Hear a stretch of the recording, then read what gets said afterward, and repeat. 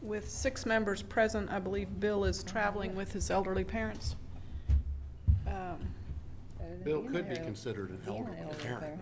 He could be, yes, but I wouldn't be the one to let him know that, though. I will be glad to next time I see him. Okay, there you go. It's better than being an elderly parent. Yeah, trust me, being a parent makes you old.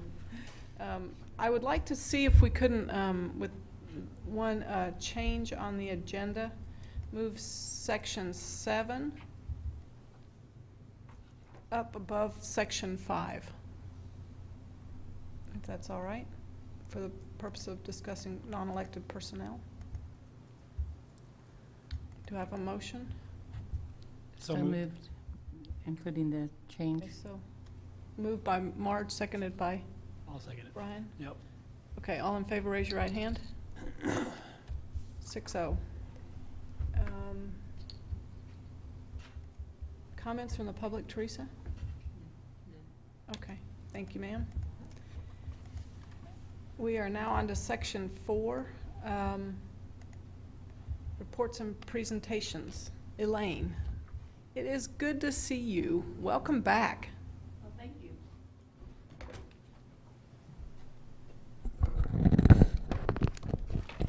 Thank you very much. In fact, I was thinking back to my last day that I was here at Eisenhower, and it was in March 1972. My daughter was a freshman. She was a first grader here at this school, and we were moving to Olathe, and I had to come pick her up so she could say goodbye to all her friends. So things have changed here a bit since then, but yes, made me think of that day that we made the move. Well, it's a pleasure to be here again, and I see several people I know from previous studies. I brought this time a little brochure about our company, which focuses pretty much on the idea of community surveys for government organizations, but the concept for schools is the same as it is for cities and counties.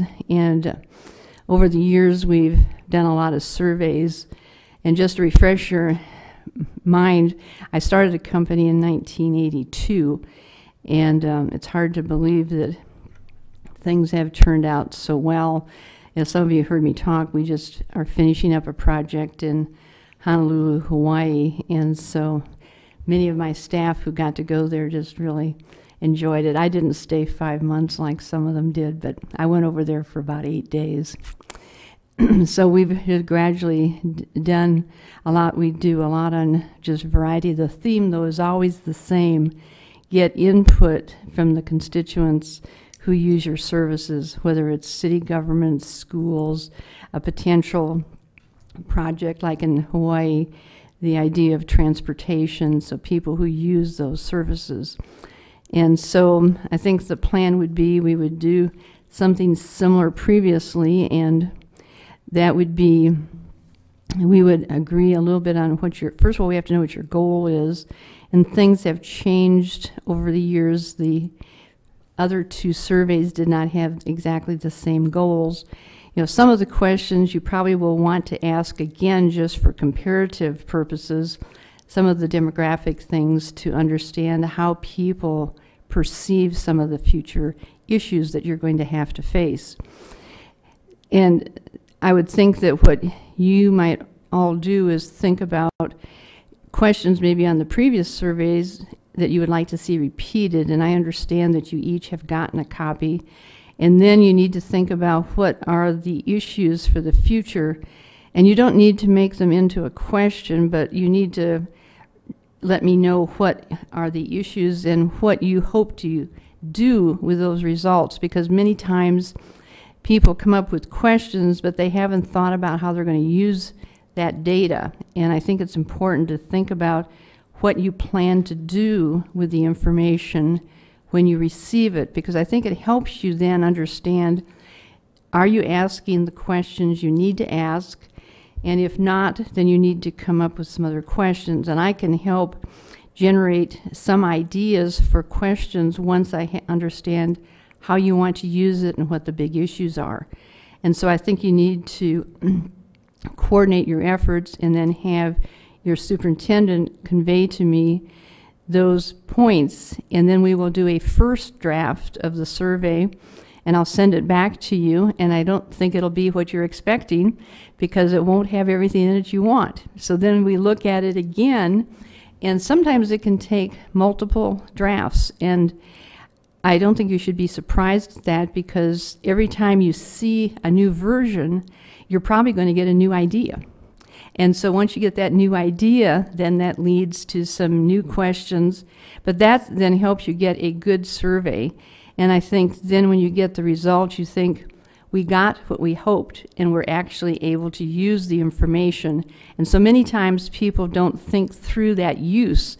They think of the questions, but they don't think what they're going to do with them.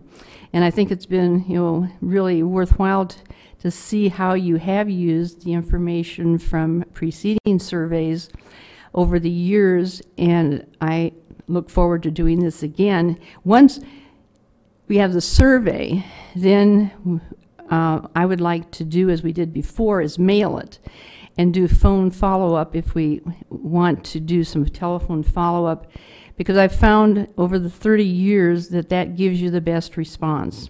Some people today do not want to answer any questions on the telephone. Other people don't want to answer any questions by mail. So if you do a mail survey and do telephone follow-up, you're going to give people probably the opportunity to answer the survey using the mode that they would prefer to use. And we've found that works. We're doing projects all over the United States, and sometimes the topic makes a big difference too. Sometimes the topic brings people in, will respond in droves. We just did one up in Overland Park, the Arboretum. Must be a hot topic because the surveys just flowed in, and so the topic makes a difference. And then I think also too, whether people understand that they really, their taxes in your case are going to help support the schools, so they do need to take time to tell you how you would like the funds allocated and used. And plus, good schools make good communities, and I think most people do understand that. So once the survey is printed and mailed, we've done the telephone follow-up, then we will prepare a first run of the data and give you the results. And one of the things I like to do later, and I know we did a lot last time because I think we did 2 sets of banners by taking a look at every question by several variables that you wanted to look at. And that helps you understand, for example, what do people think that have children in the system? What do people think that don't have? And there'll be some people who will have children coming up through the system, and they're going to have expectations too that may not differ. They may differ from the people who have no children or people who have children in the system right now. And that helps you understand then how to reach a broad constituency, because sometimes not understanding the sub-constituencies get you into trouble, and particularly if you end up going to any bond issues. I don't know if that's something you're going to be doing, but it does help to understand what are the issues for different groups. And I think that those banners we ran last time, lots of them, you'll probably want to do something similar. And then we can make a PowerPoint presentation for you so that you can use it to show others in the community or the other, the teachers and other staff what you got for results on the survey.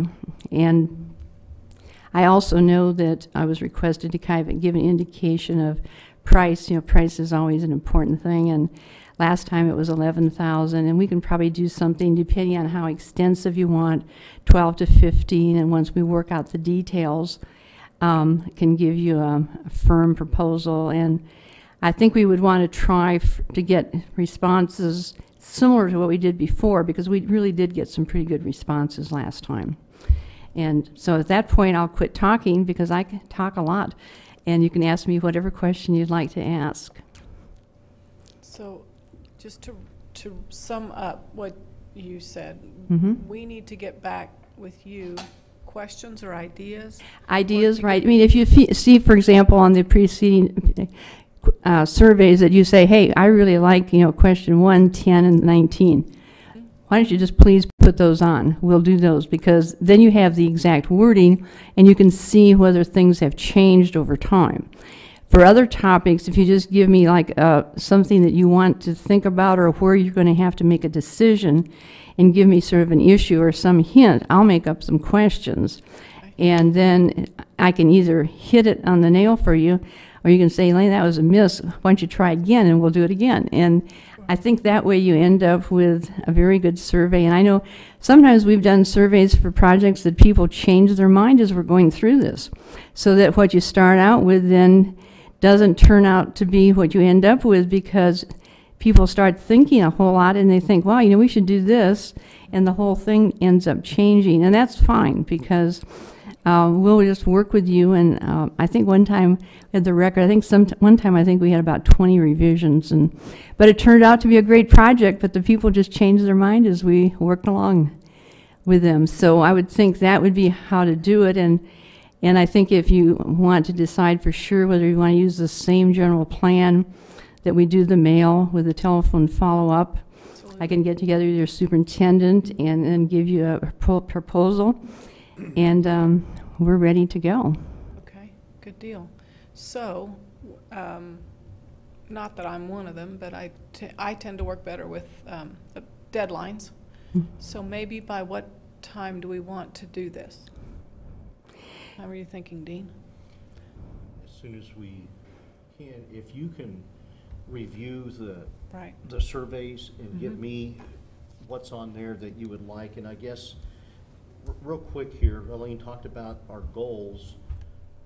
Do we want very similar to where we're talking about bond issue, support that way, and some of the other questions, like I said, they'll have to be reworded, but new elementary, all the high school issues, I think we asked the last time about, would you support, it's not worded this way, but building a new high school and renovating the other one into a different facility, elementary, middle school, I don't remember exactly, but if you go through that and get that back to me as soon as possible, I'd really like to have some ideas given to Elaine then, gosh, in 2 weeks, I would say, and start going from there.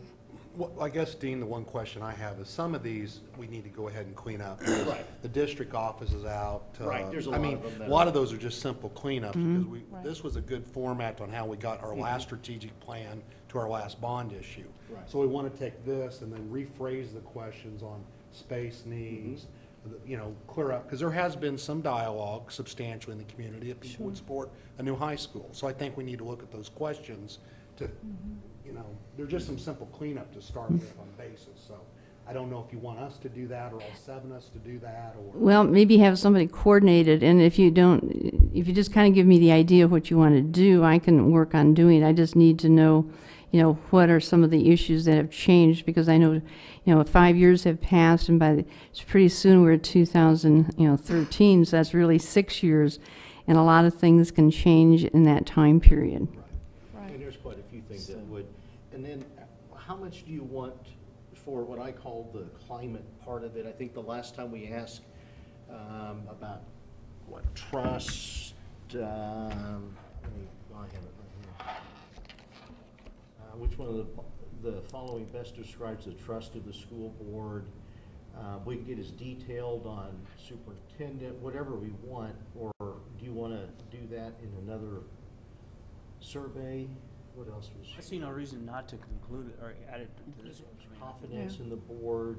I mean, when you're looking at comparing statistics, Elaine, isn't it good to keep some of the same questions so you can see the difference of environment and the. Right, because I'm sure things are changing here just as far as the demographics, and so, you know, having some of those questions the same, just, you know, knowing the number of children in the system, that's one key that you definitely want to keep, because that does have a very strong impact on what people think. And I think our open air question at the end was very beneficial, because that gave us the strategy of people to comment, and then we could actually then see those comments in the back of the report.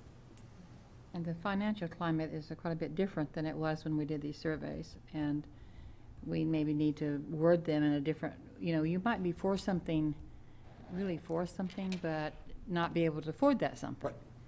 So we might need to keep that in mind when we phrase these questions. Well, and it could be that we have 2 levels of the question. You could say, are you for the concept, and then what are you able to afford to support the concept?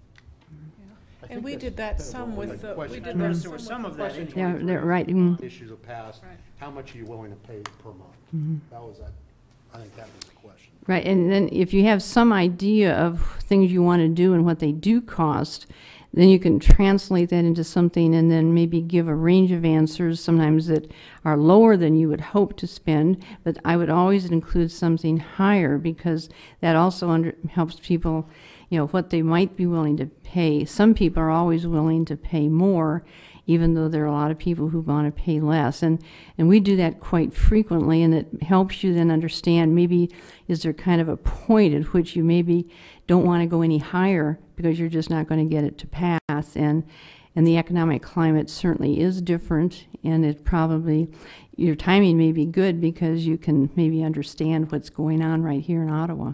Sure. Okay, so, you're wanting to get that to her by 2 weeks, so in 10 days, if we could have all that turned into Dean, funnel your comments, thoughts, questions, I'll and/or, you know, keep a master list Yep. and go through and then we that can with Elaine and send that to Elaine, and then you guys can work together start and that process. And start that process. All right. Yeah, today's electronics make it, you know, so much easier, just fast, fast, fast. Absolutely. Awesome. Okay. You're Does right. anyone have any other questions of Elaine? All right. Thank you. Okay, We sure well- appreciate you coming down. Well, I enjoyed it. It Thank was very you. nice. It was kind of fun to come back here after, well, when you think about it, it's in this building, it was probably, when you think about it, 40 years since I've been in this building. Yeah, I know it. Well, and look what we've done with it, huh? Yeah. All right. So we got our marching orders. Yep. Now, moving on to 4.02, Dr. Kraus. Okay, I think about a week ago I emailed all of you the PowerPoint that you'll see this evening. I'm sure that I didn't check to see if you all opened it. I'm sure that you all did and read it 7 or 8 times each probably, scouring it for information. What I intend to do, overall I think the report is somewhat non-remarkable. There are no huge swings one way or the other. What I intend to do is just give you the basic information, and then if you have specific questions about various groups or tests or topics, we'll go ahead and do those. If you want to go ahead, oh, there you go. The basic process for the testing didn't change. Students in grades 3 through 8 all took reading and math tests, the Kansas State assessment. At the high school level, the students have the opportunity to take the reading and the math twice because of what they call OTL, or opportunity to learn. Typically the math test is given first when the student takes geometry, which for some is freshman year, some sophomore, some could be as late as junior year. If they are not successful at meeting standard the first time they take it, they have a second opportunity both in math and reading. Reading is typically taken the first time at the 10th grade year, and then either the second semester of the 10th grade year, and then typically they'll retake that their junior year. Science is 4th, 7th, and in high school.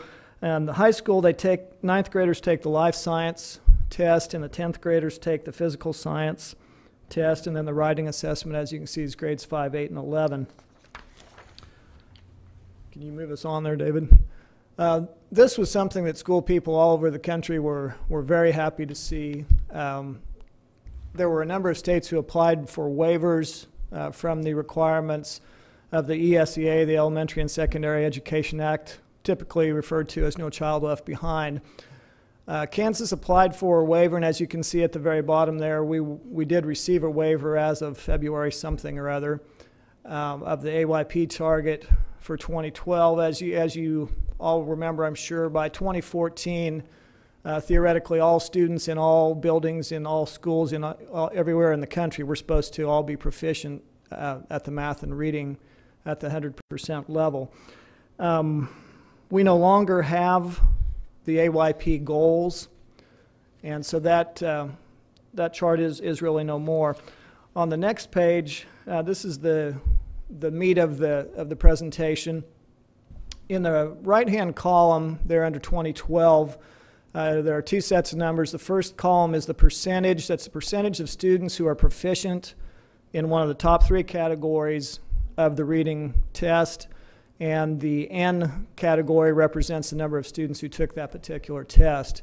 So for instance, all students, we had 85.7% that met proficiency, and that corresponds to, there were 1,250 students who took the test. That is, as you can see, comparing it to 2011, a slight increase of 0.7%. I think we can just go on down the column. The free and reduced, in all the categories except one, we increased somewhat in reading.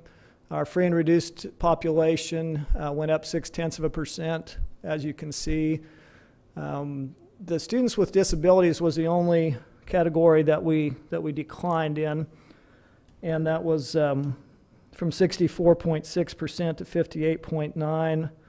Our ELL students, 95% of them were proficient. African American, 91.7%, and so on down the line. With the Asian Pacific and the American Indians, there are no scores there because any time there are less than 10 in a category, they're not reported out because it would be too easy to identify individual students. So that's the way the data comes to us. Anytime there are less than 10 kids in a subgroup, then they don't report that out. Brian, can you tell me, do you have any clues as to why students with disabilities went down as far as it did? That's a pretty significant jump. It is. And the trend there is disturbing, too, in that initially the reason we got on improvement in the first place was because of our subgroup of students with disabilities. And there were some very significant gains. You got a 4-year decline from 2009 to 2012. Right. From 2006 to 2009, there was a very substantial increase, and since 2009, we've gone down about 16%. As far as being able to analyze exactly what that is, I really don't know. We've tried some different things with our students with disabilities in terms of that population, in terms of delivery of service.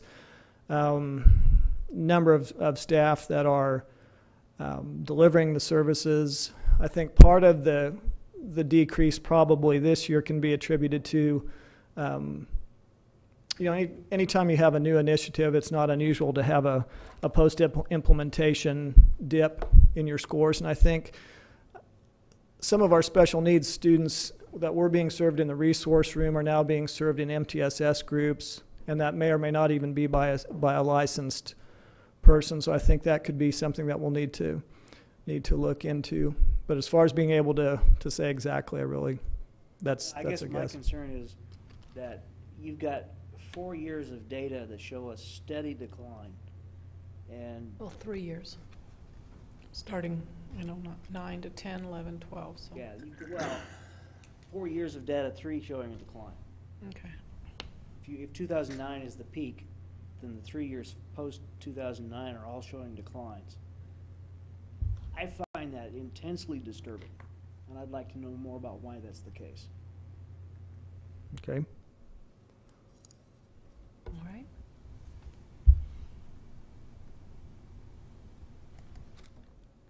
I would like to see a report on if they've changed the special ed, I'll use those words, delivery. How many students are in the regular classroom more often than they were before? Is there any pullout? Is it significant? Is it, I happen to tutor several children, and I've gotten lots of reports over these last 3 years of right now I'm tutoring a student who, he will not make gains. I can guarantee that he's not going to make a gain. So something is wrong with his delivery system. Mm-hmm. Well, and I can tell you from my own personal experience that there hasn't been a consistent growth model in place in what I've seen personally as a parent. And so I have questions about why this is continuing as it is. Okay. Marge, if I understood your question correctly, you're wanting to know the difference in the percentage of kids who are receiving inclusion services versus pull-out and how that's changed over the years? Yes, and how, if it's pull-out, how much pull-out? Is it the intervention group only? Is it, once they're pulled out, is it teacher, pupil, teacher, 5 pupil? I want to know how much intense instruction they're getting. Because if we're looking at these scores and they're going down and down, obviously something's not working. Okay, so the percent that are intervention group only, if they're pull-out, and what the student-teacher ratio is. Basically. Okay. And the IEP, there seems to be, in the past anyway, in the last 3 years that I've dealt with some of these kids, getting on an IEP, getting the IEP to fit them. I mean, Has they're it- using the file IEP? Pardon? The file version of the IEP? I don't know what version I've is. seen some of that too. Yeah. So you're wanting to know then the percentage of kids that are being Served on the served IEP. rather than maybe not meeting the requirements for an IEP, if that's changed? Is that what you're asking? I want to know, once they get on IEP, are they being served? Or is that a dead document? IEP should be a living document that grows and changes with the student. And typically, once that IEP meeting has taken place, I'm guessing it isn't looked at again. Until the week before when they retest Well, them. no, 3 days before. Yeah.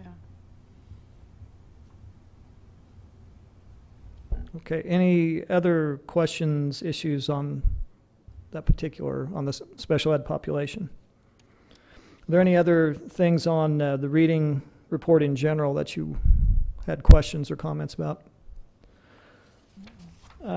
Andy, we can just zip through those next screens. These are just graphic representations of the individual categories that we just talked. Does anyone see any need to belabor these?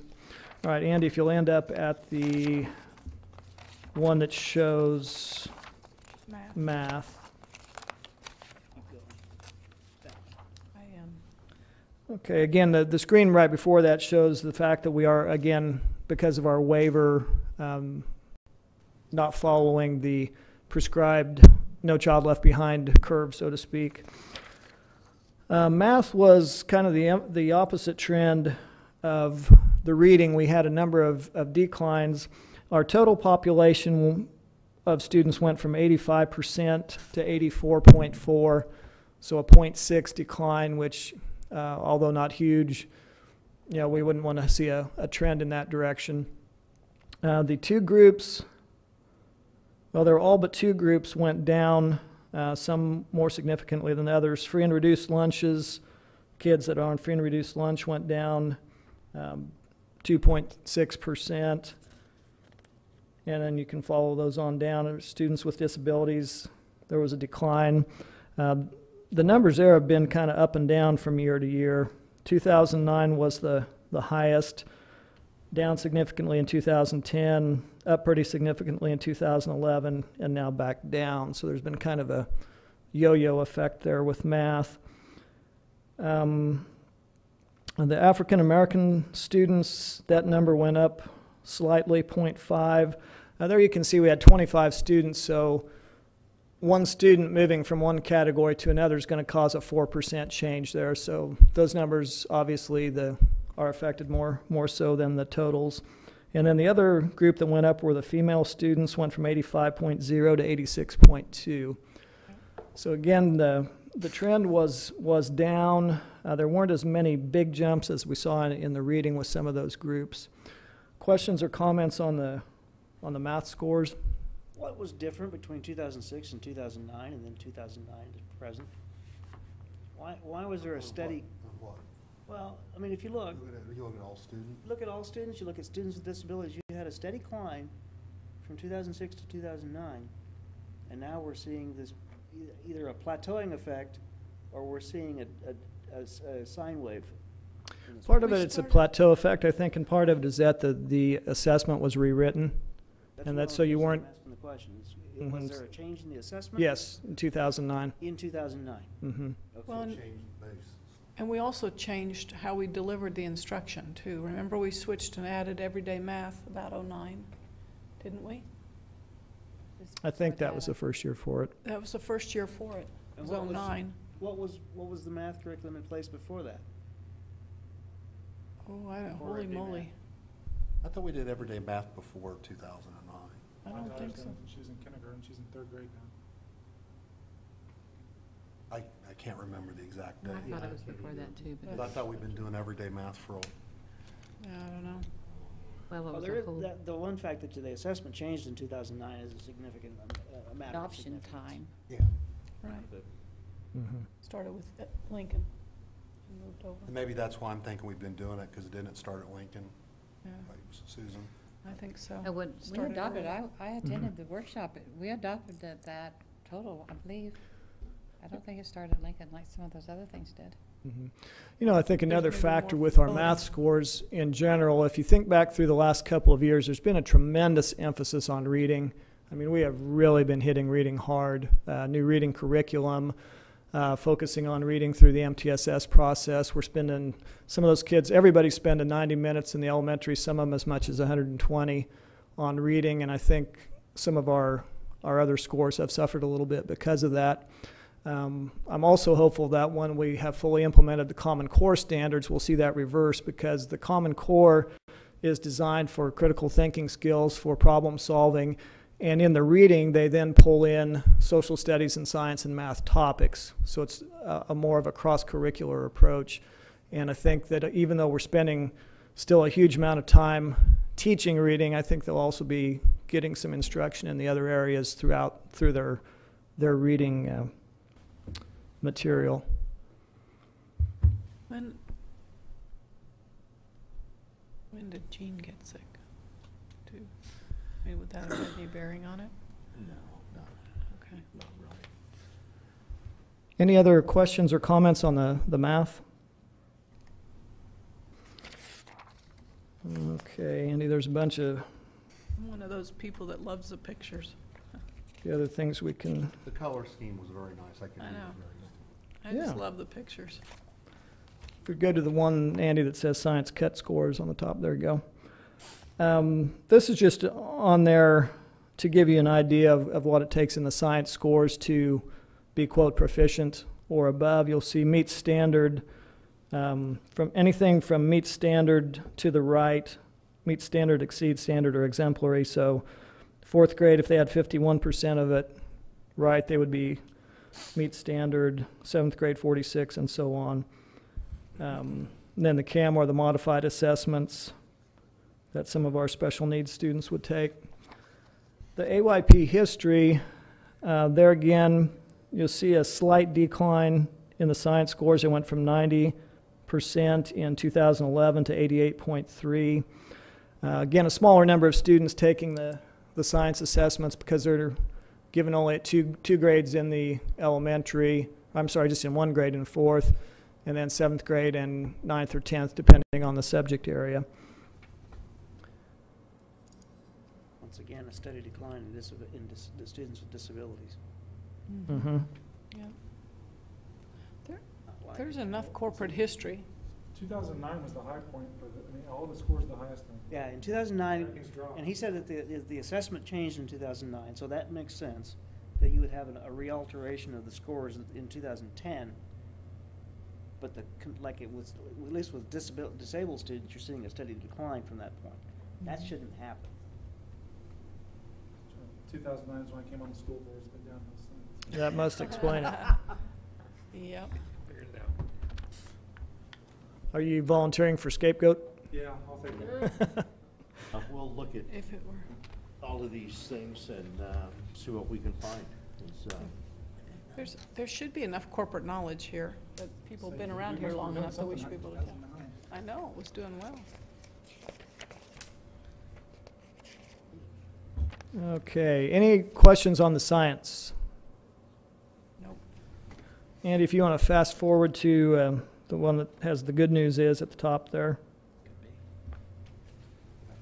again, we're achieving at high levels. We're at, right around 90% in both reading and math, a few percentage off here and there.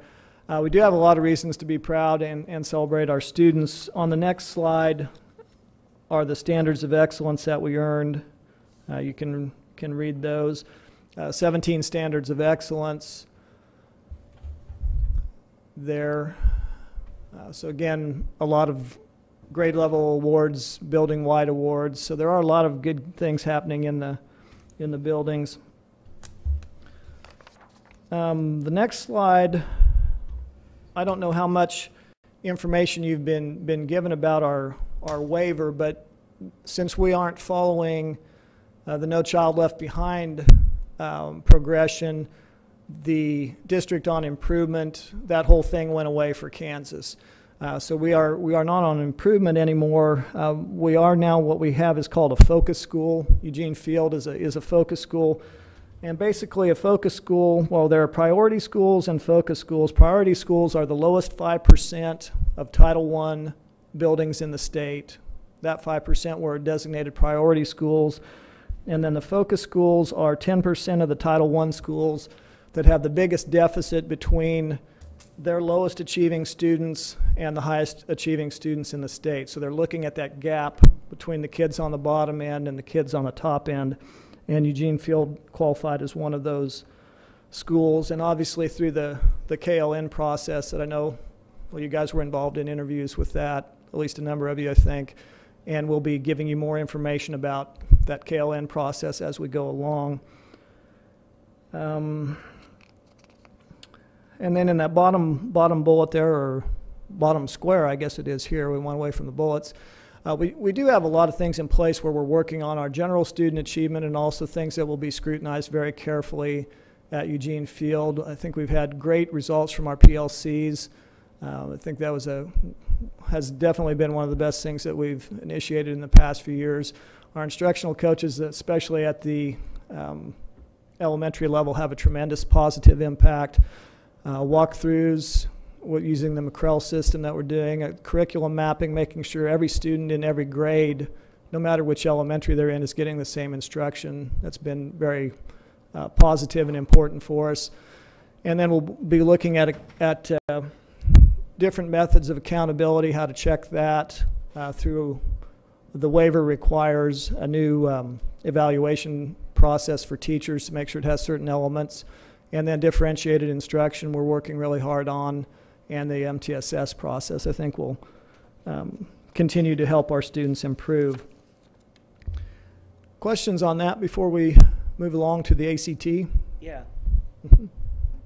Just because I'm trying to wrap my brain around and I understand they're disparagingly different systems, but we were on improvement because our special ed students were not achieving close to making AYP. Now we have a focus school which targets a single building in the district.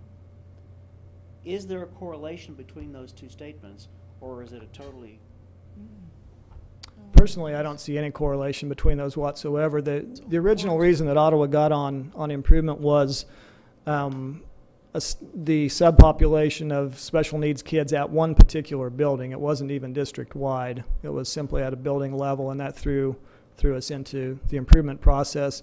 To get off, you had to meet AYP 2 years in a row, and there was a 4-year stretch where we made it, missed it, made it, missed it, never could put 2 years together there. So no, I really don't see any correlation between the two. It's oranges and apples, isn't it? Really it is, yeah. You said that the special population is in a single building. Mm-hmm. Not that building. Was it that building? No, No. no. Any other questions on that? Nope. Thank Okay, the next slide, when we get the ACT to talk about, and then any questions you might have, and we'll be finished. The ACT gives us every year a 5-year trend of average scores, both for each of the subtests, and a composite comparing the state and the district. As you can see, from 2008, we had kind of a slow but steady decline, and we hit kind of a major bump in the road here this last year. Dr. Cobbs and I discussed this at fairly great length, and although I think people would like for us to believe that every class is the same, that, you know, there aren't high achieving classes and low achieving classes, I think we all know that that's not the case. Last year's senior class had a very high dropout rate. They had a much lower participation in the college prep classes, in calculus, physics, the types of classes that are going to enhance participation and performance on the ACT. They had a lower class GPA than any class around them. And another thing that I just noticed, there were about 3 times as many teacher aides last year, which was the seniors primarily, as there are this year. So it was difficult even to get those kids to take classes. You know, quite honestly, and we all know this, people end up being a teacher's aide because there's nothing else that they want to do. So wouldn't you say that's an accurate assessment, Dr. Cobbs? The other thing that we have to remember with ACT scores is that what ACT wants to measure is different than what our state standards are measuring. So there's really there are some commonalities, but they're not major commonalities. So we have spent a ton of time making sure that what we're covering in our classroom time, which becomes less and less all the time, really is about those state standards. And we're making sure that our students are focusing on what our state says is important. And what the state says is important is not the same as what ACT says is important.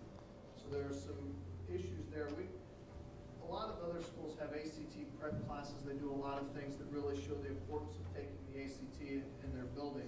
That is not something that we have. It is not even something that we've discussed. When Dr. Krause and I started looking at this data today, we were trying to figure out, you know, what is the cause of this? What are we looking at? And there's a lot of information that we don't have access to that I would have liked to have had. So what we started with this year is that we've taken all of the kids that have already taken the assessment. We're creating an Excel document that will give us several things. One, it will house the classes in which those kids were enrolled in. So we will know, was this kid a calc kid? Was this kid a chemistry kid? Was this kid a general science kid? It will also give us our class rank and their overall GPA. So we'll be able to look at some things. Is the kid that scored an 8 on the ACT a 4.0 student? If there is, there must be some issues as to why they scored an 8. Is it because they got a 4.0 in some really easy classes? Or is it because when they took the ACT, they didn't really care because they had already made their college of choice? Their parents said they had to take this assessment. They just went in there and blew it off. So in the future, when we have this conversation next year, hopefully we'll be able to actually provide some data that will provide some outlines as to why our students are scoring with. Do you have a way to enumerate the differences between what ACT is measuring that they find important and the state standards? I've not seen anything that actually crosswalk the two standards. It'd be interesting to see that. I'm sure that there's probably something out there. Is The other- McPherson, Dr. Cobb's going to follow through on their waiver that they were going to do the ACT as their assessed evaluation? I think so. Yeah, I was just at a meeting, Be a crosswalk eventually? Yes. I was just at a meeting, when was that, last Friday, in McPherson about the ACT because they're trying to get into the testing market for us. And there are 3 schools in Kansas, McPherson being by far the largest, and then 2 little schools that also have made the shift to the ACT. Help me out on the rules. With going into the schools, every school requires an ACT test or not? Help me out on that. No. There are very few that require ACT as a standalone measure. Without taking the ACT, you can still get into to every school in the state given 2 of 3 other events, whether it be you have to be in the top 50 of your class and a GPA above like a 3.5. We have those 2 things. You don't need an ACT score, whatever it happens to be. There are some guidelines that follow through. Some kids don't even have to take the ACT in order to get into a 4-year university. One of the other things I'll be curious about, I don't know why, but my second son took it as a sophomore and didn't take it again. He got a good enough score and said, I'm really not putting myself through that much of fun again. And so he just said, screw it. Well, and didn't do it. I can't believe you let him do that, Susan. I know. Susan, students who Bigger than me. take that approach, when they take it as a sophomore, their results are compared to other sophomores who took it. So they're not compared to the seniors. So if they got a 25 as a sophomore, that means they, Right. compared to the other sophomores. Now, if they had compared that same score to seniors, obviously it would have been less. But that's how they're saying at this point in your preparation, your score would earn you a 25. I So, don't think you ever took it the again. next page and the final page kind of sums up something. It's kind of a nice bridge between what you were talking about in terms of what is the ACT measure versus what our current state standards measure. The ACT measures college readiness, and our state standards measure entirely different things. As we progress into the Common Core, there's going to be more commonality between what's measured on each of those assessments, and I think will be beneficial to everybody. The red part of the graph, the red columns are students in Ottawa, last year's senior class, who ACT deemed to be college ready. 65, for instance, on the first column, 65% of the people they felt like were college ready in English. And by college ready, they say that you have a 50% chance of getting a B or higher in Comp 1, or a 75% chance of having a C or higher in Comp 1. And the same thing with 43%, they said we're ready for college algebra, 56% for the introductory social science, for college biology, and 21% of our students met all 4 college readiness requirements, according to ACT. And I think you'll see that, as I said, I think you'll see that improve as we delve into the Common Core a little bit more. Other questions? Mr. Cobb's gonna put us above the state average and all those, right? I would certainly like to say that we're going to do that. One of the things that we'll have to discuss as a building is how important is the ACT to us in the direction that we want to go. If it is something that is very valuable to us and we want to dump our time and efforts into, I certainly believe that we can raise these things, but we do not do some of the things that other schools do. We certainly don't have ACT preparatory classes. We don't do a lot of things to coach our kids in how to take the ACT, and a lot of that is because Kansas provides so many different opportunities for kids to attend schools without taking the ACT, that's just not a direction that we have gone. A lot of the surrounding schools have changed that. If that's something that we need to do, we're certainly going to have those conversations to figure out where we want to be with ACT. When you think about the population, Dr. Cobbs, do you think, how many of the kids of through your time being in the leadership, how many kids actually needed the ACT to get where they wanted to go? Very few. 2, 3 a year? Well, the ones that we really talk to about ACT are kids that we know that can score really, really high on it, Right. and we can talk to them about the amount of scholarship money that is available through the ACT. So those are the kids we really pound about. Hey, you got a 28, but if you take this again, and we can get you above a 30, these are the things that are going to happen for you. The kids that are just about, hey, I think I want to go to this college, and it's about getting accepted. There are so many other things that we can do to help them become accepted into a Kansas university. That ACT is really a waste of, I don't want to say it's a waste of money, but if they want to take it, great. If they don't want to take it, and we see what we get, that some kids figure out, hey, I already know I'm going here, but I've already signed up for this test, and I get the score that I get because I'm not going to put in a lot of effort. Basically, any student who wants to be considered for a merit scholarship or for an honors program, or anybody that's looking out of state, the ACT is going to be very important. KUKC don't require it anymore? Well, like I said, you can, as Dr. Cobb said, there are 3 ways you can gain admission to a Regents institution: be in the top half of your graduating class, have a certain GPA on the Regents recommended curriculum, or have a particular ACT score. I think it's 21. So it's not extremely difficult to get into the Regent schools. Yeah. You had to take it to get into KU when I went, because that's how they even placed you some of your, like, they determine what math class you should take. Mm-hmm. Well, and they do use it for placement, and if you don't have an ACT score, they'll look at your transcript, and sometimes they'll give you a placement test before they let you enroll. I was surprised at how much K-State, they made parents go to Parenting 101 for a college student. or something, I don't know what they called it, but anyway, so I sat there and I was surprised at how much data they had on the students before they even hit their door for orientation. They knew if they had a certain ACT score and they had an A or B average, what percentage would pass at what level of ACT score. So like I was listening for my son's score and then his grade point average, and they said with 93% certainty he would complete his program of study, at which point I knocked him in the knee and said, you better be in that 93% or you're dead meat. But he always appreciates my input. But I was surprised how they use that data because I didn't think anything much about it. And They've been using that amount of data for years. I know, but I just... When I went to K-State, and I started there in 1984, and they could tell you that much then. Yeah.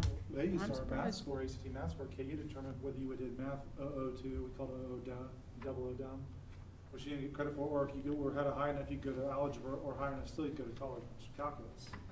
But I couldn't take calculus because mine wasn't high enough, but luckily I didn't have to go 00 down. Lucked out. One of the ways that you can really tell that the two measure completely different outcomes as far as ACT and state assessments is that we've seen state assessment scores in the state of Kansas go from about 40% all the way to some schools getting 100%. And yet if you look at ACT scores over the same year, they're the same. They're around state average, around 22, and they have not increased or decreased from that. So as much as we've dumped into creating and dealing with state standards, we have not had those same effects on ACTs. So I think that's one of the pushes behind the Common Core.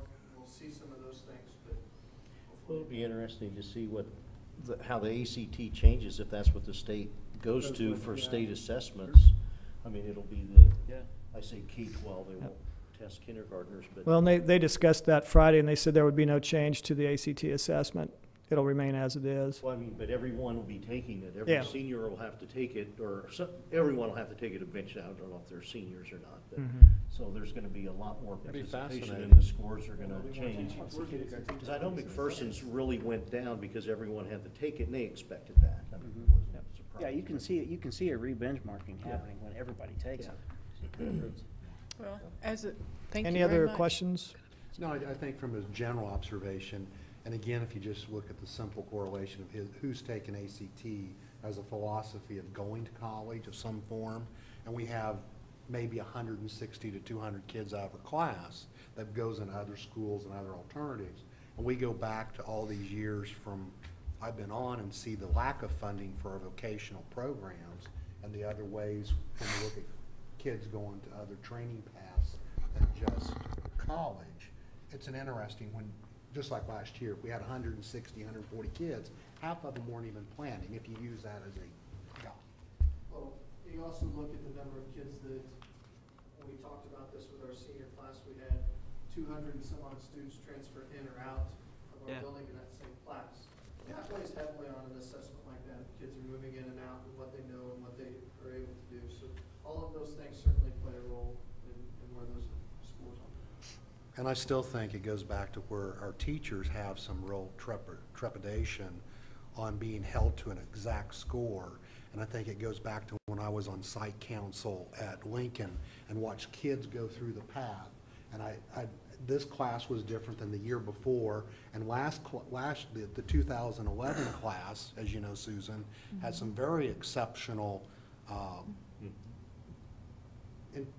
intelligent students that really pushes the numbers up. There is a dynamics of each class as you go through, and I still think we as leaders need to reflect on that to see, are those kids functioning or scoring at the highest level that they can achieve. Yeah. Well, good data, good report. I guess some of the questions that we've had, maybe we need to put it on the next. Right, and then basically, it'd be nice to see an action plan of, okay, we have this data, and so then what are we going to do with that to change that, I think.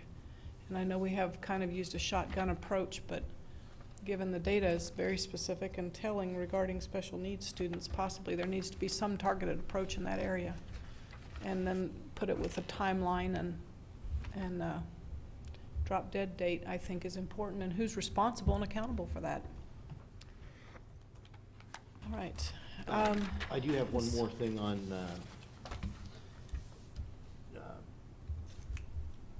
awards and celebrations here. Lincoln was awarded the Challenge Award this year.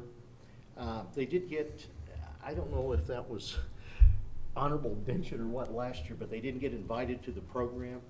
Well, this year, September 14th, at Junction City Middle School, from 5 to 6 is registration, and 6 o'clock the actual banquet starts, but they will be recognized. And No. I need to know Is if any board members are gonna be attending. No, I think it's November. You What? said September. Oh, no. Yeah. What's the day? November 14th. Sorry. I can't. I can't. That's work. And isn't that nighttime? It starts at 6 o'clock. Registration starts at 5, but I can. Marge, Where's it at again? Junction City Middle School. Are you going? Or someone? Yeah, I'm gonna go, Josh is gonna go, and I think a couple teachers there. But I'll put Marge down. We don't have to pay for one board member, myself and Josh. So if you're gonna go for sure, I'll just put Yeah, you down as the that'd board be member good. for sure. And if somebody Okay. else wants to go, just let me know, but I need to get that sent in pretty quick. But, and that honor is based on, it looks at everything, the special ed population, the free reduced, ELL, all of those things, and looking at, this was 4th grade math, how they achieved with all these other variables. So very, very nice award, and not very many schools receive that, so it's a Yep. big deal for them. Absolutely. Absolutely. Okay. Moving on to 4.03, Eugene Field Air Quality Report. Andy, if you want to pull that up to page 2, what this is going to show are the rooms that were tested, which was all of the rooms in the main building and the modulars, where the CO2 levels were when this happened on October 5th. And you can see all of the levels in those rooms tested were under the, is it OSHA? I need to look at my. Ashtray. ASHRAE. Yes, yeah, the ASHRAE. ASHRAE guidelines, when you look at the outdoor CO2 level, which was 505 on that day, and you, has to be within 700, so all of those were under that benchmark of 1,205. The issue now that we need to address are the modulars, and all of those tested above. The high one was the East Modular South Room, 2,505. What we're doing to address that now is doing sampling on an all-day basis. It'll be 8 hours. We will check and see when the spikes are, look at different data throughout the day, and then come up with a plan on how to address that. The big thing or good thing with the modulars, I mean, the windows do open there. There's separate AC units, there's fans, all of those things. So as soon as we get those results back, and if I'm not mistaken, I think Greenbush is there or will be there this week if they aren't already, to do the 8-hour sampling of those rooms. We'll continue to monitor all the others, but I was real pleased with that. But the modulars we will be looking at and getting with the engineers and figure out a way to do that. OSHA was the other guideline, and that was, I think they say 5,000 parts per million within an 8-hour time frame, but we've been using the other guidelines, so we'll address those. The temperatures, I thought this was interesting, just real quick on page 3, then it talks about, or it has the temperature when this test was done. Outdoor temperature was 48, and again, very reasonable temperatures there. I keep hearing more and more positive comments on the way the air does move. Either you can either heat or cool it a little bit, and it's made a huge difference. The next one on page 4 is the humidity, and again, outdoors was 49%, and you can see all of the indoor rooms were well, all of the rooms, even the modulars were less, but the indoor inside facility or rooms were lower than the others. So again, the system did make a big difference there. They did not find any fungal spores in any of the air samples, and they did a visual sample, didn't find anything there. So we will continue to do the air sampling, and especially in the modulars, we will get that addressed. And by the next board meeting, I should have the recommendations and see what we can do to address those needs. So that was encouraging for the actual building, and modulars, obviously, we need to do a little more work on. But So is it official that the building is balanced? Like, when they put in a system like that, or are we still in the balancing process after getting the air going in the I think in everything the, is balanced. They'll keep monitoring that, and if they need to Okay. make adjustments, they will. But yeah, I think it's up and running at its Okay. capacity. all right. Then will we go back and try to test when the heat's on, just? Yeah, we'll do it periodically, and after it does stay cool. I mean, you never know, from 40s or 30s No, it's to 49 80 this weekend, again. I know. 42 It's, this weekend. difficult. Half of what it is. What's that? Really? It's supposed to snow Friday night. Is it Oh, really? my. It's a chance. Wow. Well, there you go. That's not a good day, unless you like snow. All right, moving on to 4.04, board reports. I have one from Eugene Field. Okay. Site Council met October 9th, and they were very appreciative of all the efforts that's been done, the air conditioning, the curtains, all of that kind of things, the new window blinds. They talked a lot about the Falcon families. There's a lot of positive things going on. They talked about Lori Catlin and some others are starting working on a fostering falcons, and they're talking about going into the neighborhood, into the community, and getting people to come listen to them read, do all sorts of interventions with the kids, just for safety, for them to get used to the community people, and also for a safety issue. One of the things they talked about, I think I've reported before, was hooking up with the Nazarene church that's near. If there would be a crisis, they can go there. But now this has grown.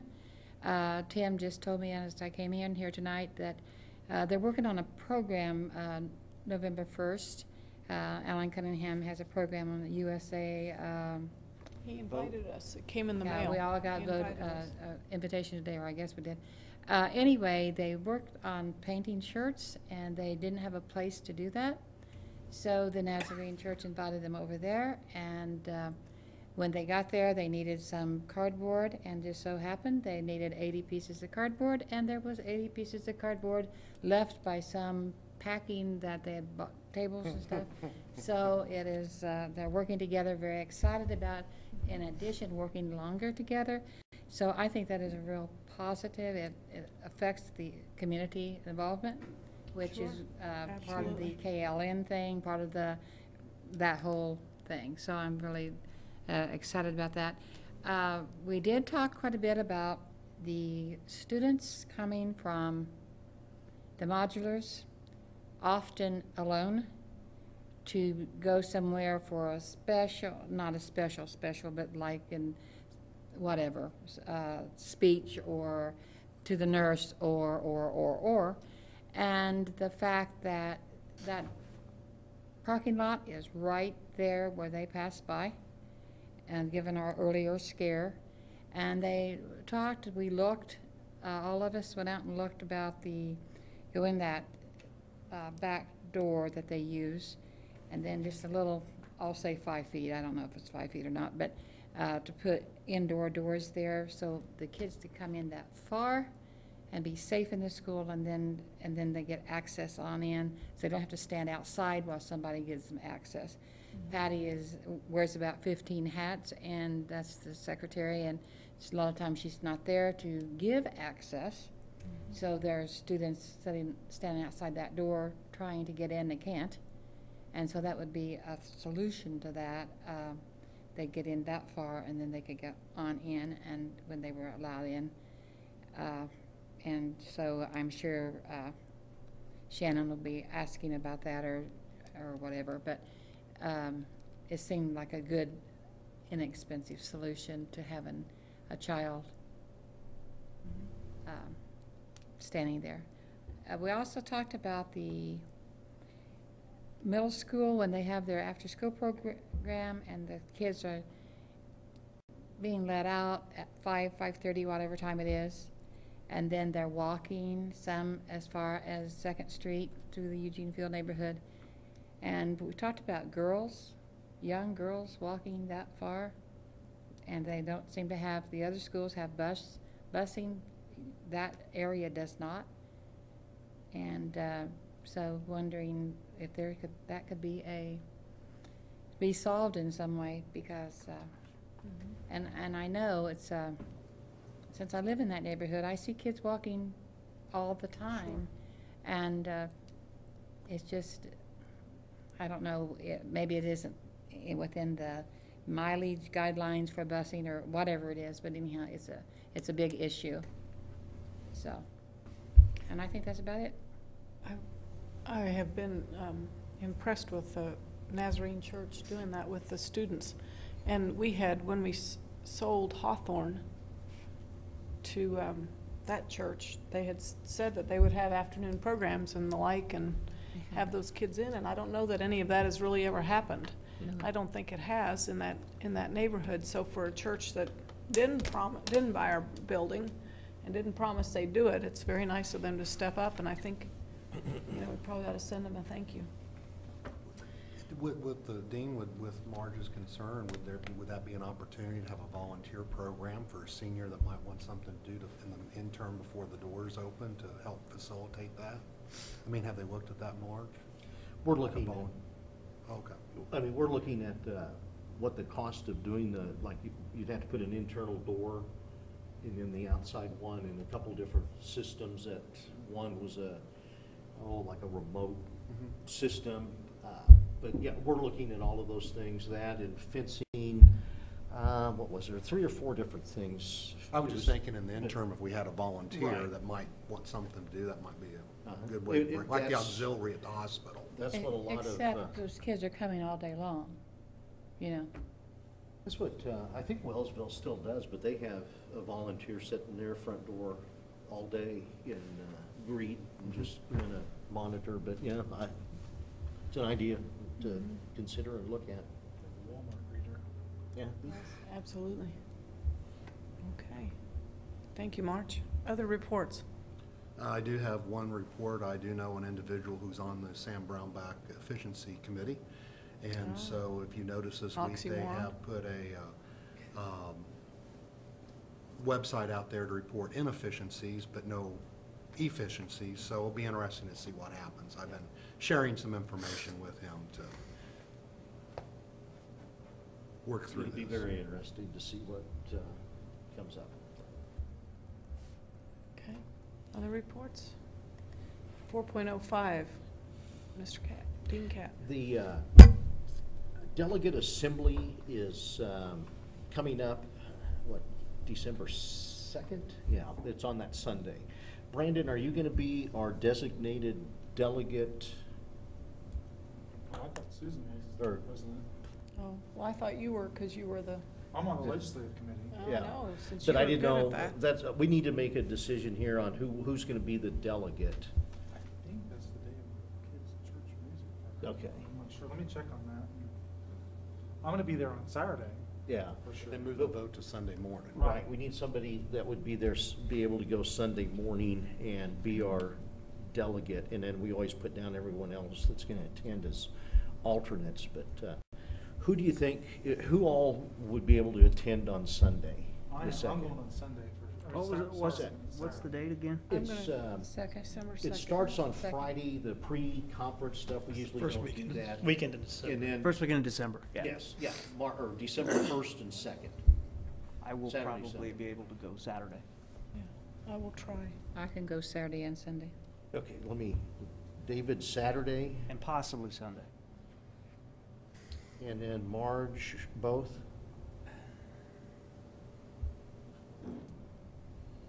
I'm looking at the 30th on the Friday night and Saturday. I'm not sure about Sunday yet. Big Dennis Saturday and Friday evening possibly.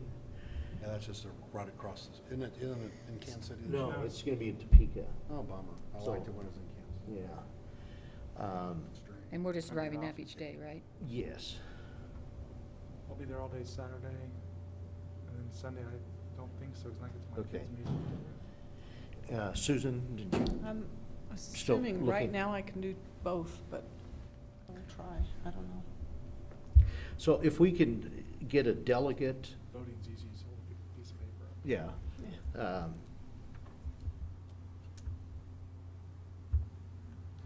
Well, Marge, if you're committed to going Sunday, you should be able to vote for us, couldn't you? I know. Do you want to be the delegate? Well, unless Did- somebody and else then- wants to. Well, we can, I'd move to request Marge to be our Absolutely. official delegate.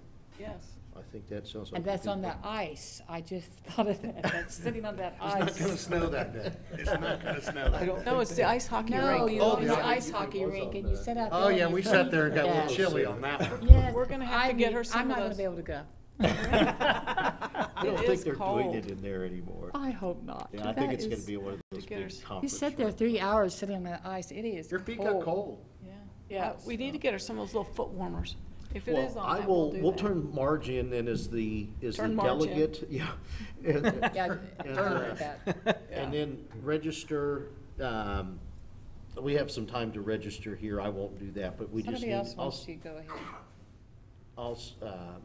well, if we turn that in, this needs to be done pretty quick, the delegate, and then they'll send information out, and I'll just list everyone else as an alternate. And then if you can get back with me for sure, whether you can attend Friday, Saturday, Sunday, how that's gonna work, we will send that in, so we're pretty accurate, because they charge,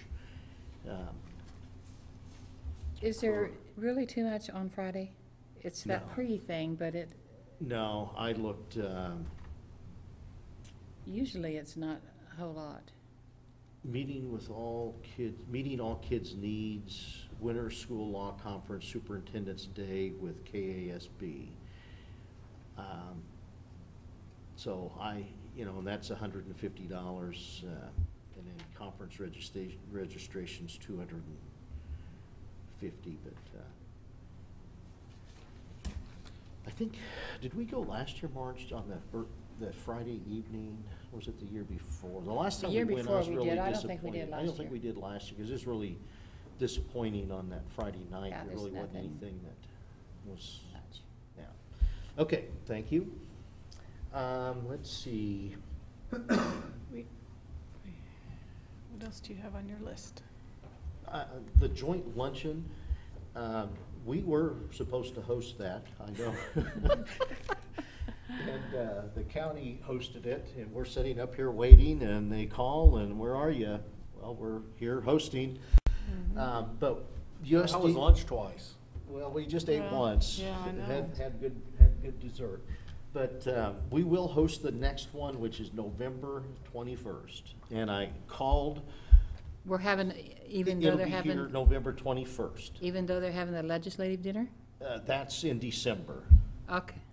We won't have this in December, the legislative dinner. So they're gonna have the day before Thanksgiving. Yep. That's what they said today. Oh, School will be off that day. Right. That's not an over-under, I'll take. No, we'll figure something out. And I'll check again and Enjoy. see if they're gonna do it. Would you rather not do it on the 21st? I don't care. doesn't I'm matter just to me. surprised, because it's the day before Thanksgiving. Because I thought the legislative dinner, isn't that the November 27th? Let me find the letter. It is, That's what I have. That's what I have down. And I thought that was taking the place of the, Yeah, it's the 27th. it's the 27th. That was taking the place of the December, December one. is what on the list Okay. says, so. Because that's a Tuesday night, isn't it? Yes. Yes. Yeah, because it says the 21st we're scheduled to meet, and then the December 4th, we don't do it because of the city legislative dinner, so.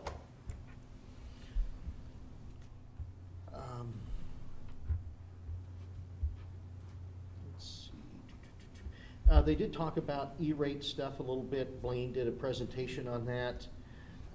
They are gonna put a traffic light out at Davis Road. They'll start that Hallelujah. process. Oh. Yeah. Another report here that I have, District Advisory Committee meeting. I thought that went real well the last time we met. The Drug and Alcohol Awareness Group is in the process of doing surveys. We have the Communities That Care survey that the high school and or middle school kids take. And then DECA is going to be doing surveys as well. There's some money through DECA to help with this, and they're very, very involved with Ottawa doing that. So everyone is on board. I think there's some really good resources, and it's going well. The truancy group is going well. Ryan is doing a lot of that, met with the judge, with county attorneys, and has made a huge difference already. And we're still working on some things with elementary school because the truancy laws are different, and working with, I want to say SRS, but it's not SRS anymore. PCF. Yeah. So What we is it? will, Department of Child and Family Services. yeah, we will continue that. And then behavior, that also with JDC and day school and some of the things that we're going through with kids, suspensions and things, that's going to be a big asset, and I think a deterrent there.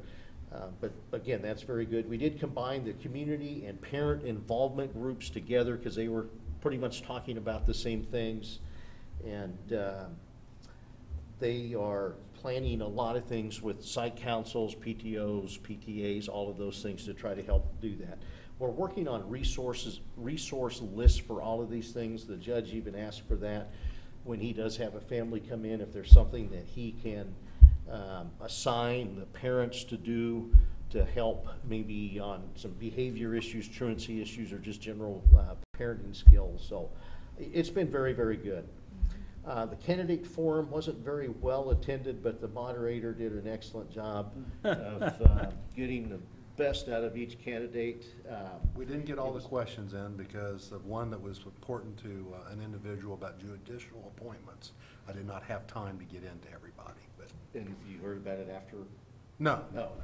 I just felt bad because it's an interesting one, because the question was, if the House and Senate changes to fully Republican, will they ever appoint a Democratic judge to the bench? Yeah. So.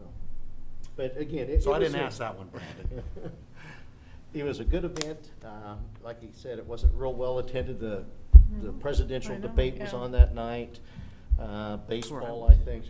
But there was, I don't know, 50 people probably there.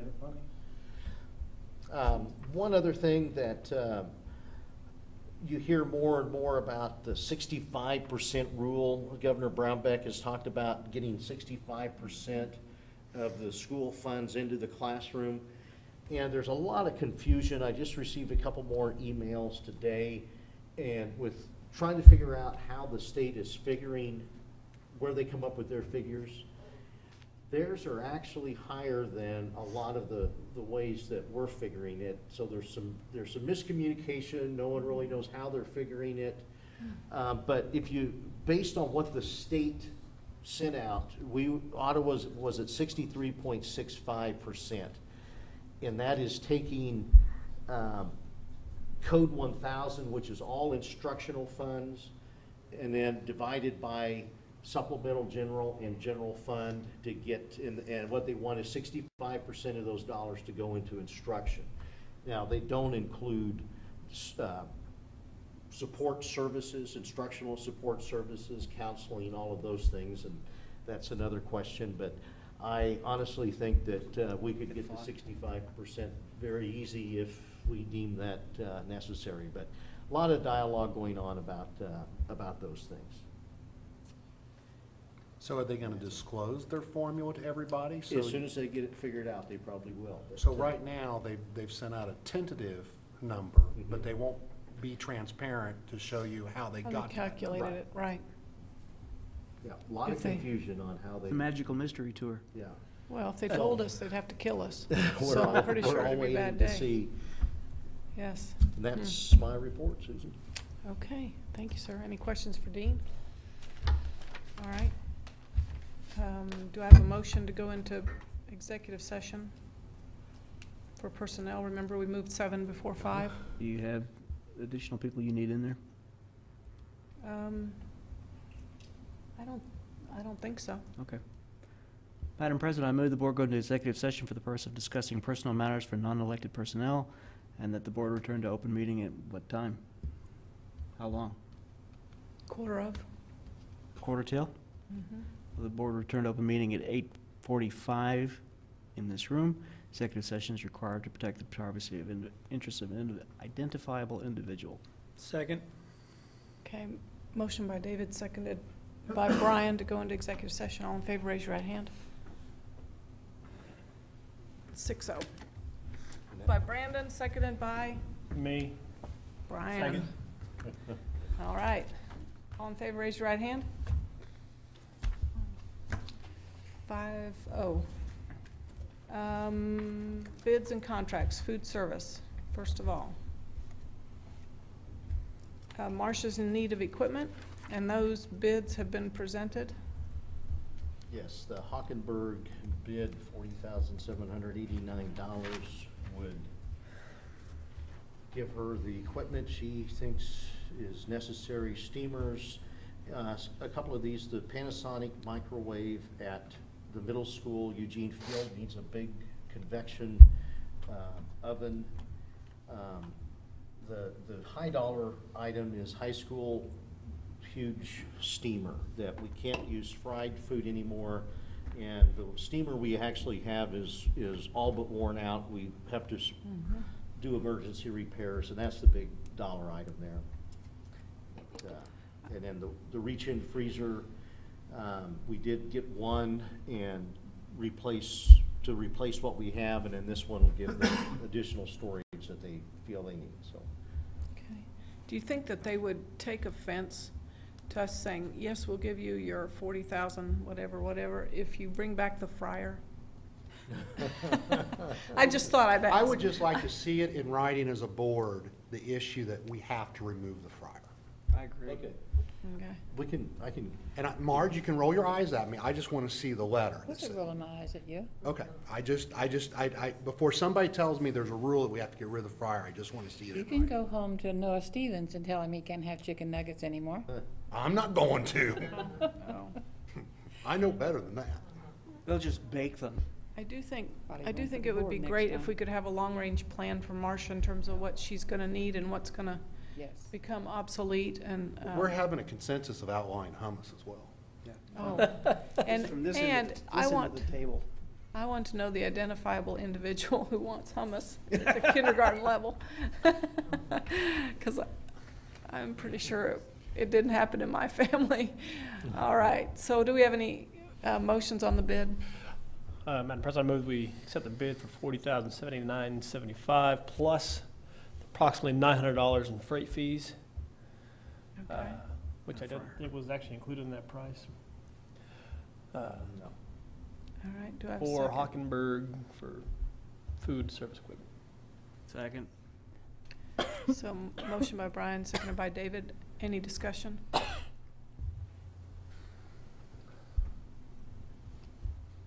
All right, hearing none. All in favor, raise your right hand. 5. All opposed? 1. You're just voting against the fryer. Nope. I'm just going back as a parliamentarian. She should have had it in the plan. We should get it presented once a month, and we agreed as a board. We present 1 month, vote on the next meeting, and we're not following our policy. So I'm voting no tonight. Very good. Okay. All right, special education handbook. Changes were presented.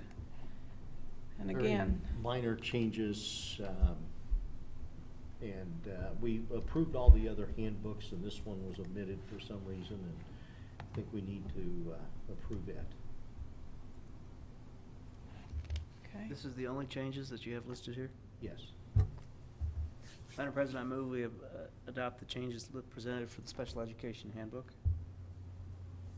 do we hear a second? Second. Motion by David, seconded by Brandon. Discussion? I have a question. On Chapter 1, page 4, the section of TAP, the Achievement Program, I thought we voted last spring to do away with the TAP program?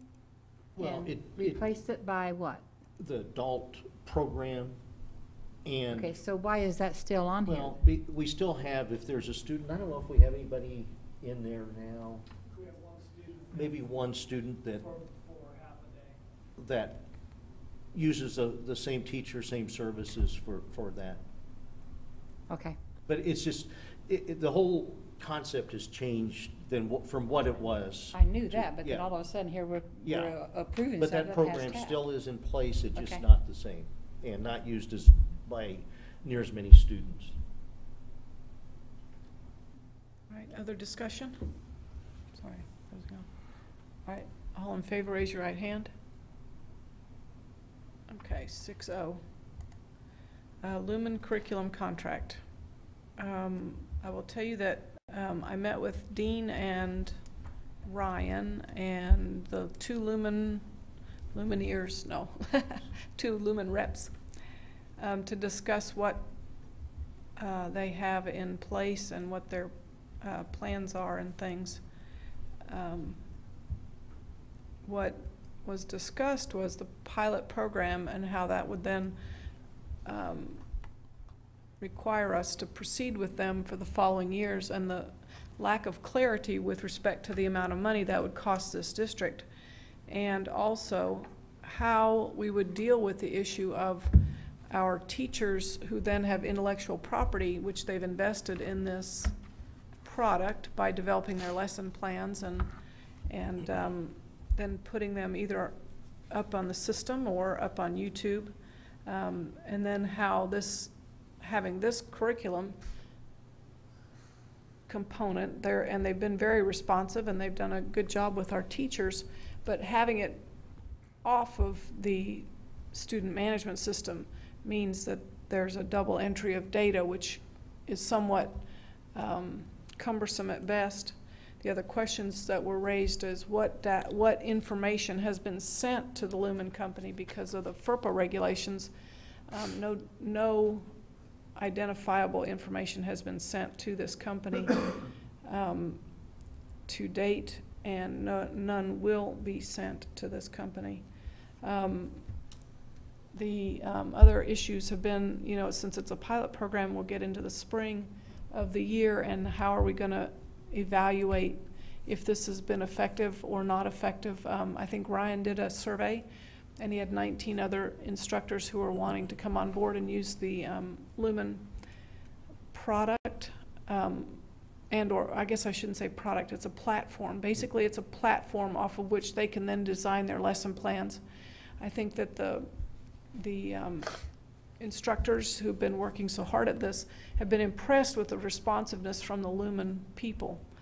And I still have a question at times if this is the direction the district wants to go and all the components, and I don't think we're at a point where we can make that decision. However, we are currently involved in a pilot program, and we do need to sign the contract so that everything is somewhat cleared up about that cloudy issue. And we've had our legal attorney look at that, Mike Norris, and he has altered the contract to make it more favorable to this district and to make it so that none of our prime parts are flapping in the breeze or anything. So that's what's being presented tonight. It's not, my understanding is this is not a push from here. Now we are going to use this product forever. It's not necessarily this is the way we want to do curriculum at the high school, although they are meeting it with great success at this time. It is not, is this the perfect student management system, and all those other issues that have come up. So. And Andy is going to survey and research that and figure out what we want to do, if anything, with management system. But yeah, this just deals with the pilot for the platform to deliver the curriculum. And Ryan, Dr. Cobbs will have a report on where we are, how successful this was, and all of those things to evaluate what we're doing. I have asked the Lumen people for who their greatest competitors are, because that's a fair question of a group, and so that then Ryan couldn't then look in the marketplace and say, okay, it's this and it's this and this and this, and we can look at apples to apples in terms of, because Go Edustar is just one little component, and they're offering kind of a smorgasbord. You can pick what you want off your line. Yeah, that'll do that. That's another piece to the puzzle. Yeah, that's Right. the student management piece. What we're looking at for curriculum delivery would be things like Blackboard, Moodle. What else, Andy? Can you think of? There's several, but that's what Ryan's doing right now, was comparing Right. those. So, yeah. But I guess I got two questions. One, when we've ever made a curriculum change, we've always done it from the staff giving input and the team doing the evaluation. In this pilot, we seem to be committed to this, and I haven't seen any references on this company. Is this pilot just for our 2 teachers and the math? Because Susan, you brought up, we've got 19 other teachers that want to do that. Are you suggesting we do that? 2, you also brought up the issue of double entry. Is that Right. moving us to a total change without a total evaluation through Right. the technology committee as well as our education? And then when I watched David's question on the issue of dropping of scores, we had to change, and we haven't ever replaced Jean in this process as a curriculum director. So do we, when we say this is a pilot and curriculum platform, pilot to mean like we have a pilot to be an MCO in Medicare. That means you are the first to do that. How many other people are they using this program with, and what's their references? Because we've Right. never seen that as well. Right, and I think, in answer to your question, the first question is, there are 19 other teachers who responded back to Ryan, who said they might want to use an iPad situation.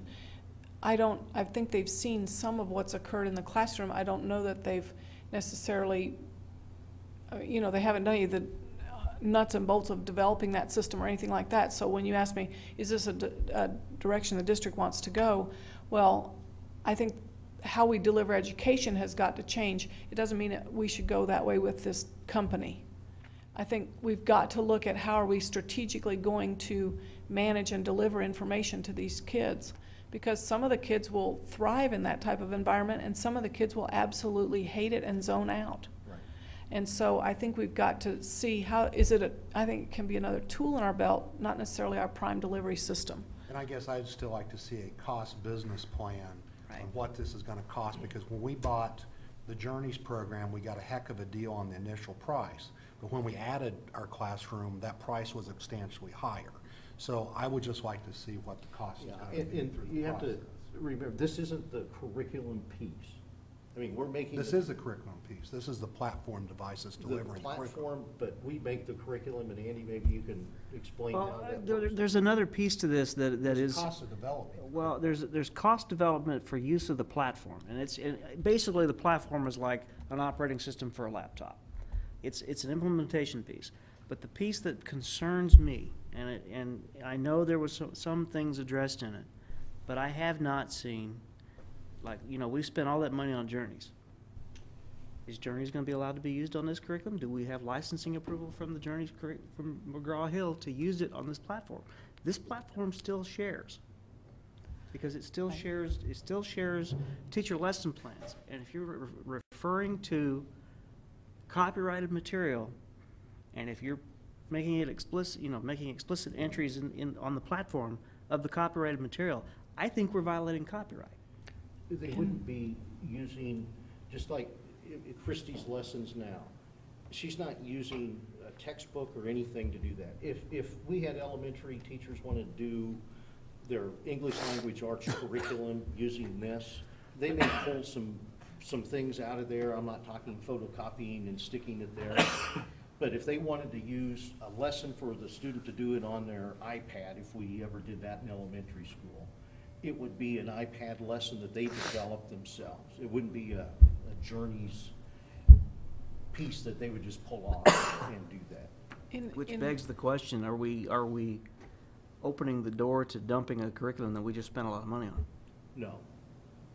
Well, and in your question, when I asked that question about, you know, whose intellectual property is it? It really should belong to the district. If we're paying the teachers to develop that curriculum, it's taking them an hour per lesson to develop that. I mean, that's, but it was, they were somewhat dismissive of that concept because they say, well, teachers do it all right now anyway. I mean, if you like Marge's lesson plans on how to subtract and add digits, you take her lesson plan and she's okay with that. I understand that piece of it. I don't work in that realm. I'm talking about the actual intellectual property of a story that may be published in the Journey's curriculum. That's the piece that I'm concerned about because that's protected by copyright. And that means that you are allowed to use it within the bounds of the Journey's curriculum. You're not allowed to use it any other way. Right, and I think they said. I don't think that is I don't think that works within the bounds of what this is. Ryan's answer for that was, well, we're going to be teaching to the Common Core standards. That mean we're not going to read anything? I can't answer that because I don't work in the teaching realm. I'm telling you the answers I was given, which have also raised more questions than what they've answered in some respects. I mean, I realize that there's educational usage, but that's materials published in the public domain. When you're publishing material like in the Journey's curriculum, that's a focused publication. It's designed for use in a classroom, and there are certain rights that go with that are different than something published in the public domain, you know, that you can find online, things like that. Well, but even like the Journey's curriculum website, you have to have a code key to get into that. Mm-hmm. So if you're pulling anything out of that and putting it into this platform, you just broke copyright. Well, I guess they don't have a copyright on Common Core standards or state standards. No, but my point being is, I understand. It's the resource material that you're pulling in for the detail. Yeah, and I think everybody understands that. Well, I say that, whether we ever get to that in elementary or not, the teachers we're working with right now understand that, and they're not using anything like that. Right. You know, I had what they're I mean, I understand using the Common Core standards and writing a lesson plan based off of a Common Core standard. I get that.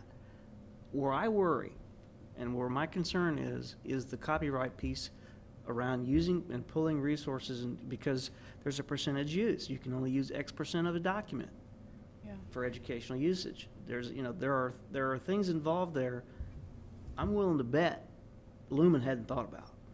Well, and that could get us crossed up as a district. Well, and I think you know, another difference where if I took the Journey's curriculum or Marge's lesson plan and it had some copyrighted information in it and used it in my classroom, it's different than putting it on YouTube, which is what's happening now. I mean, all these lessons that she's developing, or the two teachers, they're uploading it to YouTube, I think. You know, the Journey's curriculum, they'll bring you a set of lessons that they like. I think there was even lessons brought in from the Garden City School District on the Journey's curriculum that's being used in our classrooms now, as I understand it. Well, and that's within the realm of their copyright. They're allowed to do that. And this would be a shareware type deal in that, you know, if you were on this iPad initiative and you developed your curriculum for your classes, and Dennis, he was like, hey, wait, that's way cool. I could take that one and modify it a little bit, and you know. Well, and I understand that, and I'm cool with that piece of it. But it would be for all the Lumen. I mean, I understand what that's you're good saying. sharing. And I think when we get to that point, I mean, that's obviously something, if we want to continue with that, needs to be addressed black and white about how do you address that. And that would be whether Journeys or whatever curriculum you were going to use it with. But yeah, I don't have an answer for that right now. Yeah, and I visited with one of the math teachers after our last board meeting, and went over everything that they're doing in their classes. And you know, I asked point blank, do you specifically use stuff out of our math curriculum to put on there? And the person said, no, absolutely not. I make up most of my stuff. Because you can make, as a math teacher, you can use the same concepts. Well, I understand that piece. And do that, but that's what we're talking about right now, is we're talking about the pilot program. Yeah. And I mean, you're asking questions that are, a year down the road. I think it's important to Well, ask I them. don't know if it is a year down the I road, don't know because that if it we is. invest, I guess this is where we need to see a business plan, because when you do an iPad initiative, we bought how many iPads, Dean? 50? So we bought, we've made a commitment So to we it. made a commitment, so the question becomes, and I think it was shared earlier, we can't just buy 50 licenses ongoing, right? We either have to do all the students, not just 50. The price, yeah. So when we look at that, then if we're looking at expanding to English and 19 other classes, our minimum fee is $12,000 a year, even if we only do 100 kids on the iPad initiative. So the question is, how many iPads are we going to buy? I mean, what's our budget? That's the only question I had for Dr. Cobbs or you last time, is what is our budget? Program doesn't require an iPad. It can be Okay, but I respect that, Andy, but everybody keeps telling me this is an iPad initiative, and I It's see not. this as a It's software not. platform. It's a That there's platform many initiative. platforms out there on. Right. It's not an iPad initiative and I'm beating a dead horse, because I'd still like to see references. If it's just the 2 classes, that's one thing, but what happens next June? And we that's- haven't yeah, ran through yeah. technology committee. We haven't looked at other sources. Everybody And likes we'll- to add We'll things. get all that together, Dennis, and I understand your concerns, don't think I don't. It's a budget number, Dean, because know. let's face it, if we want to tell the truth, when we did the journeys, when we were talking, we can add them later. Well, that last journey was almost a third of what our What the initial total price was. was. And there's nothing free in this world. That's only where I'm Oh. coming from, because and Marge, I think you said it well. If we say yes, what are we committing to? And right now, Susan, I hear what you're saying. You don't like the Go EduStar, but No, but we were an alpha saying site there. Right. What I'm are not we saying- here? Pilot means alpha. Would you Right. say that? That's right, and I'm not, So I'm my not saying question I is, don't who like else Go is doing EduStar. this? Do we have references? Andy, have you gotten references? I don't know who else is moving for this. Here's and to tee off of that, here's the other piece of the puzzle. We've spent money for 50 iPads for student use. But it's not iPad driven. It could be desktop driven. It could be note driven. My understanding is, we bought them for this particular initiative. I understand that the platform itself can run anywhere. That, to me, that's neither here nor there. If that was the case, then we should have been using, to pilot this, we should have been using computers to do it. We bought iPads. So at the end of this year, if we decide that we're not going to continue, we have 50 iPads sitting there. But there's all kinds of apps, and. Well, I understand that, but Well, you see the where I'm coming elementary from. schools are looking at the same things. I mean, we're gonna have all kinds of requests for, and I'm still not clear about, it says SAM2 total for preliminary proposal, and it gives us a preliminary proposal discounted. It's in 2 stages. The second contract is for 2 years and will automatically renew if not canceled in 60 days. just. And that's a different thing than what we're talking about, is that right? Or Correct. am I- All we're talking about is the pilot for the platform to deliver the curriculum, Okay, so SAM is more like a student management system. plus all the other things. The curriculum part of it is one small piece, and I don't know what page it's on, Susan. I'm just trying to get it in my head.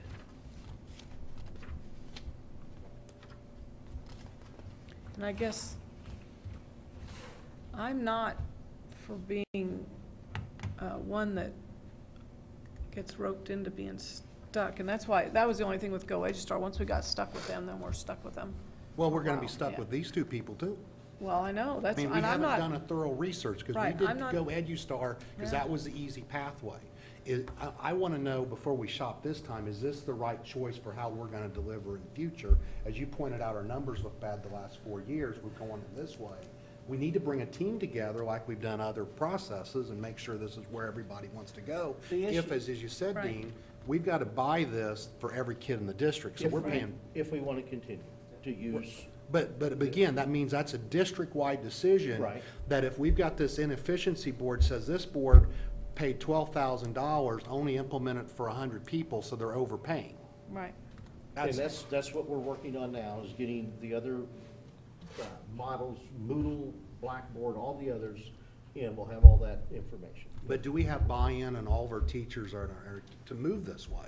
I mean, this is a big initiative. That's what we'll find out. Okay, so what we're looking at here is that we have to approve the contract that has already been accepted and we're operating under for the Lumen curriculum pilot that we're currently doing. For the two teachers. For the two math teachers. So if we were to say no tonight to that contract, then that pilot ends, And they'll probably shut off our passwords. and they'll shut off passwords. So that's the question. Do we want to let the pilot continue or not? And the questions of, is this the way we want to go? Is this the people we want to be in bed with? All those kind of things. I don't But have I a don't think we clue. can answer those questions That's until we don't- go. That's that's why what we're doing what we're right, doing, and that's we'll what I'm- have all that data That's what I'm saying, is May, that there's June, at the none end of of the that. year to, yeah. Right. What now? Brian, I'm sorry. I'm saying, we can't answer those questions, I think, really, until we go through the pilot program to see whether or not it's actually working. But again, when we were headed down this pathway, we were gonna add other people midway through to start new pilots in the process. Because if I remember right, we were hearing we're gonna do English and some others starting like now. So I just wanna make sure we're just gonna do these two, then do an No, evaluation. Dr. Cobb said that he has teachers that are willing to do it right now. We don't have to do it right now. No, And but we don't have the, well, they could do it on a computer base, I mean, their laptops or something, but. There's two different things that the teachers are excited about. And they're excited about using the iPads as a tool to teach, not necessarily with Lumen or whatever. Correct. Using it as a tool to teach. And then there's the Lumen curriculum. I mean, it's two separate things that are sort of being piloted at the same time.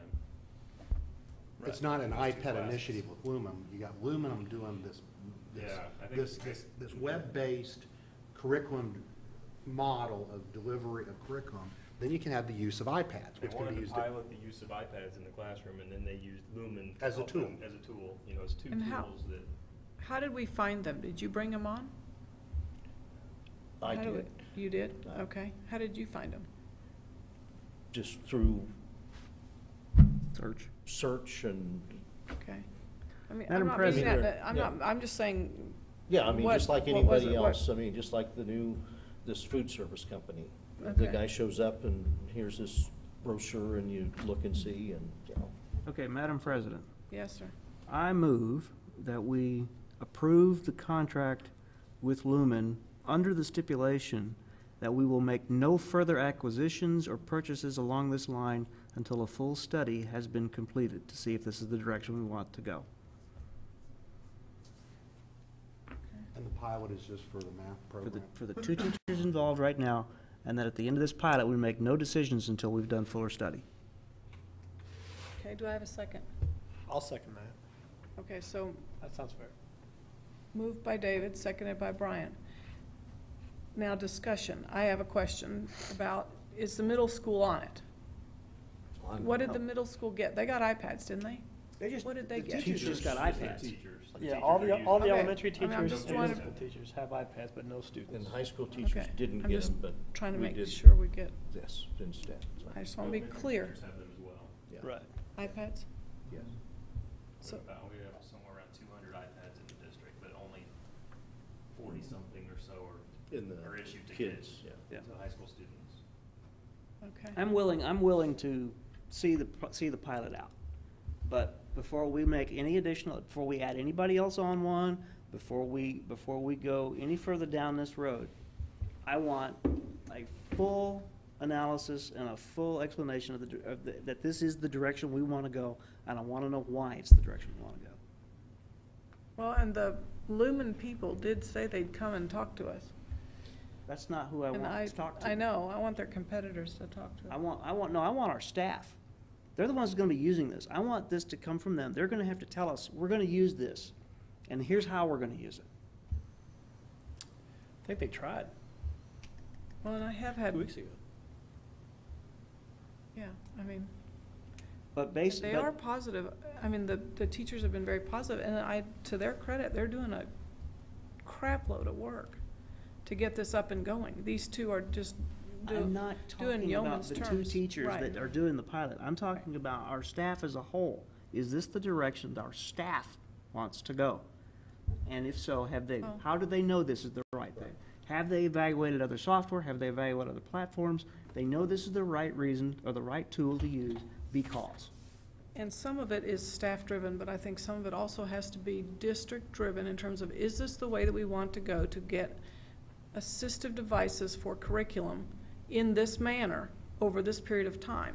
It's not, because staff, while their input is extremely valuable and their work is very difficult for this project, it's important to know from the district standpoint, is this really where we want to go? Well, Like and Journeys the big- was where we wanted to The go. big and question will be everyday budget. math. And I mean, honestly, that's, And those two, everyday math and Journeys, how will those work with whatever Right. platform we end up with?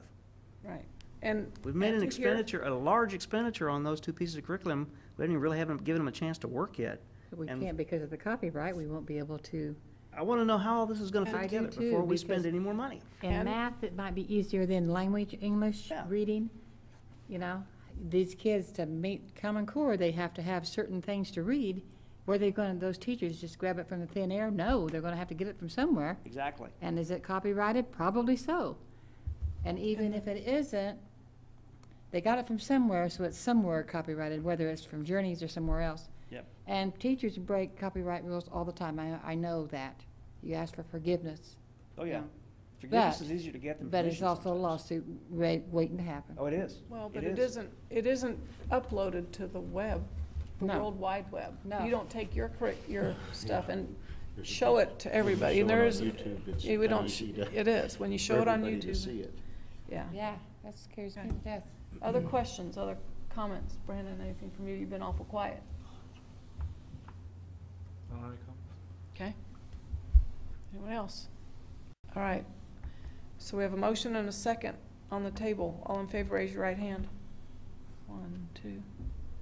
Would you? 1, 2, 3, 4. Opposed? 2. Okay. 5.04, bus transportation salaries. We had discussion at the last meeting, and that's why it's back on this one again, that we have Dean review the bus drivers'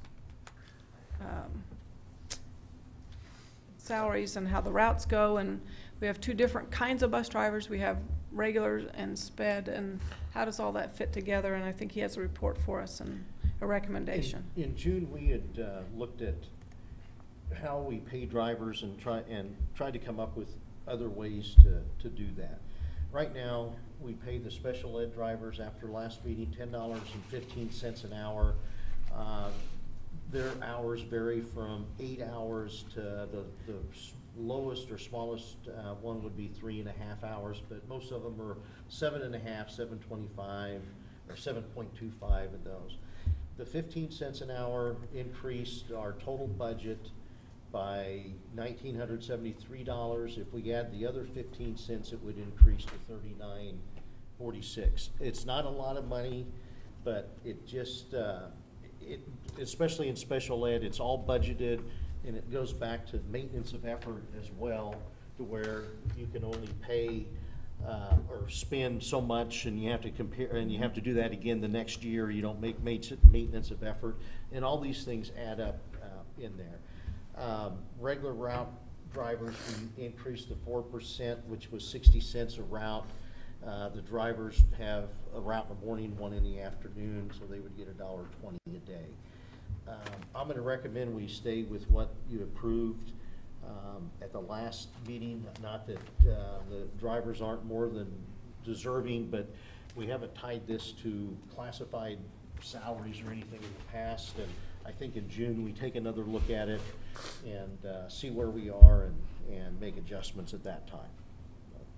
Okay. Questions, concerns? Anyone? Wasn't there a couple board memos ago, something about a need for another special ed bus? We are going to hold off and see what we have to do is pull vehicles out of the regular fleet for people You said, right?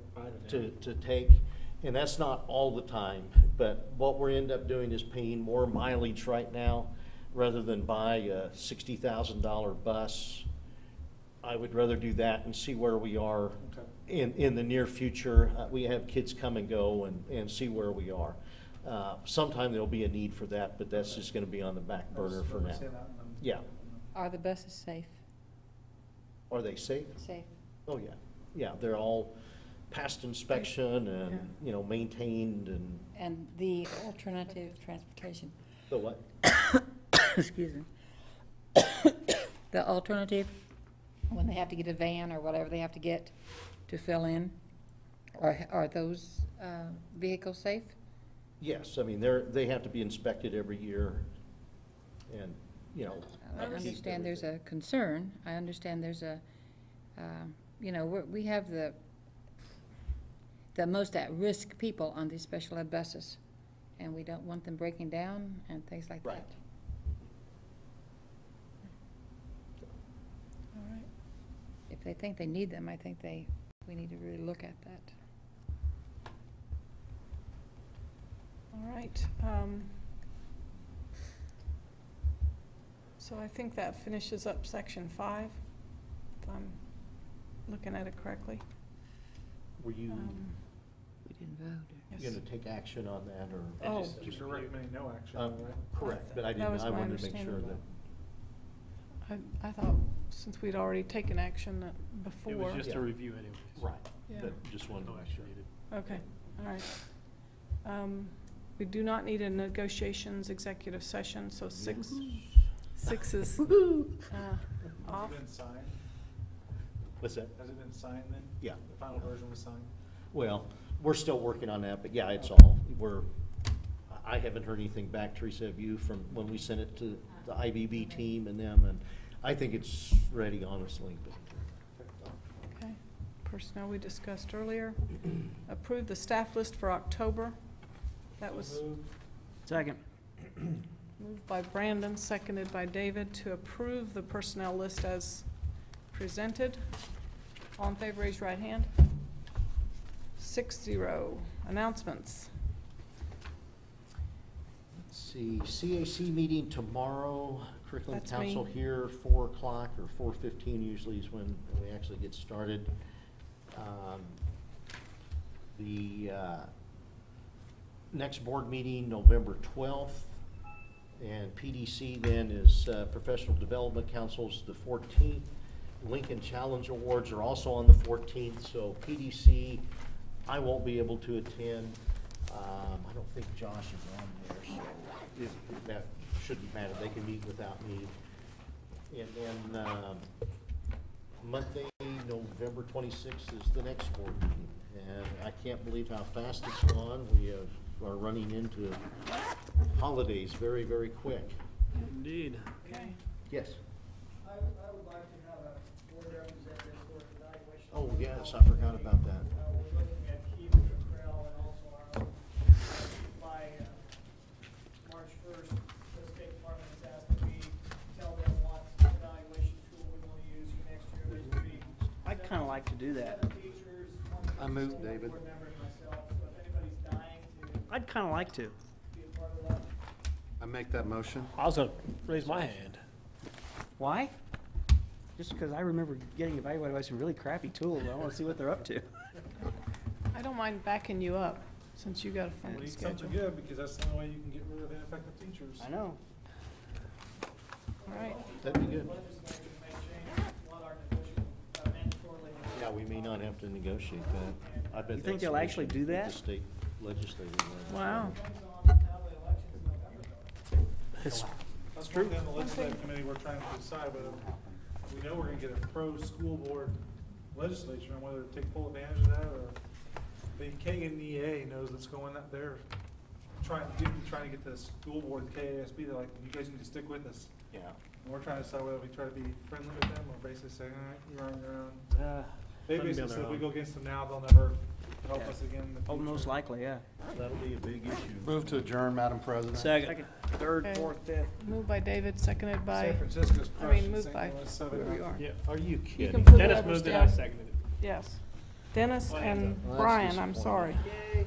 I got David on the brain because he was talking to. I guess I'll have to root for Detroit.